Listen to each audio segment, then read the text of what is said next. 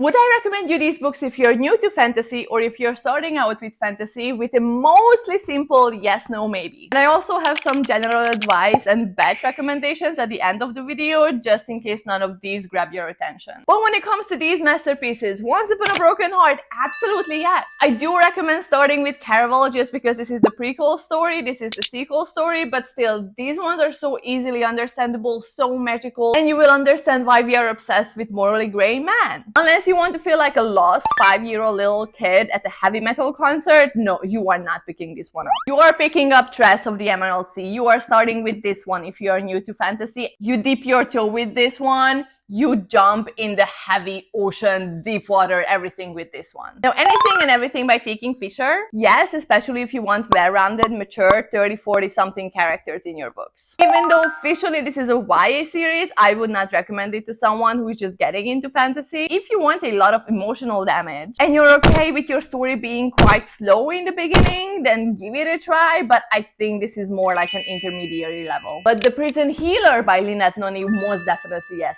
Elemental magic is so good, so easily understandable, and you will just fly through these books. You remember what I said about the Final Empire? Now imagine that you are a 5-year-old little kid at that heavy metal concert, and in addition of being lost, there are also a bunch of weird adult men just hitting you with their shoes. Now that is how you would feel if you read this book. Even as a heavy fantasy reader, I felt like someone is hitting me with their shoe while reading this book because it's just so traumatic. It is an absolute masterpiece and it has to be in everyone's TBR, but do not start your fantasy journey with this one, please.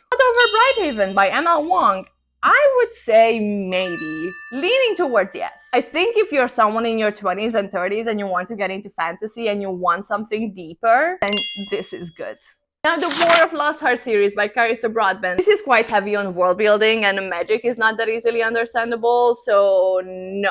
Divine Rivals by Rebecca Ross. Yes, it is perfect, especially if you love historical romance. But just general, if you want to try fantasy, I have 3 main genres that I would recommend to you. One being paranormal rom-coms. Especially if you're a rom-com reader, these are so good, so hilarious, and you will get the magical elements and the magical creatures as well. And these are more heavy on the romance and less heavy on the world building and the action and everything else, but they are so entertaining. Or if you want a little less magic, then you are going to go into magical realism. Both of these just have a drop of magic in them, but they are so good, so beautiful, so well written. So these are also perfect. Or if you want stronger fantasy elements, then you are going to start with urban fantasy. Like these are the books that are set in our everyday world. The world building itself is not that hard to understand, but there are still like magical creatures, magical elements, and it really revolves around fantasy a lot.